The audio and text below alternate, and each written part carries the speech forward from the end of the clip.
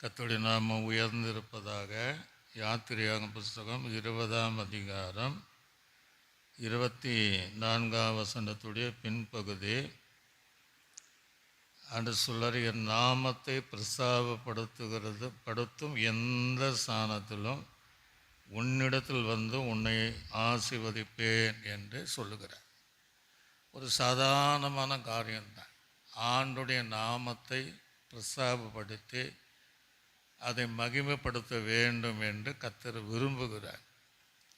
வேதாகமத்தில் அவருடைய நாமங்கள் ஏராளமான நாமம் இருக்கிறது.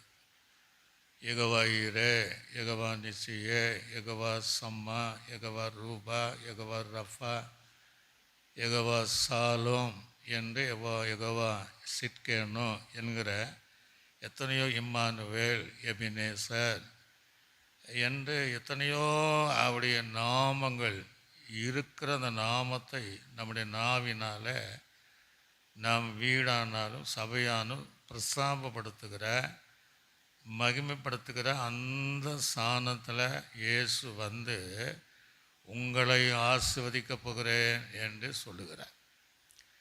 ஆக இது ஒரு சாதாரண இதை சொல்ல நம்ம செய்வதற்கு சில நேரம் மறந்துடுறோம்.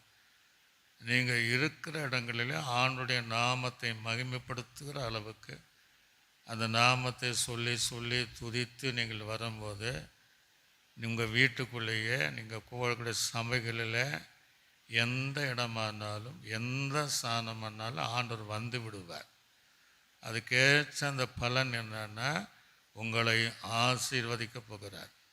அந்த ஆசீர்வாதத்தை ஒருத்தரும் தடை பண்ண முடியாது.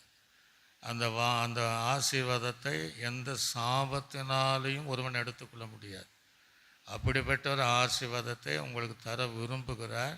நீங்கள் தீர்மானம் பண்ணுங்க, நான் ஒவ்வொரு நாளும் அவருடைய நாமத்தை மகிமைப்படுத்த போகிறேன், அந்த நாமத்தை பிரஸ்தாபப்படுத்த போகிறேன்.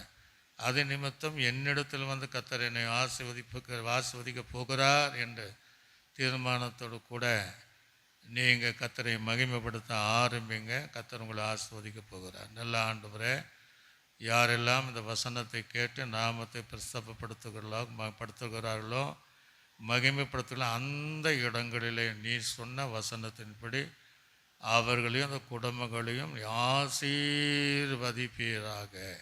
இயேசுவின் நாமத்தின் நல்ல பிதாவே.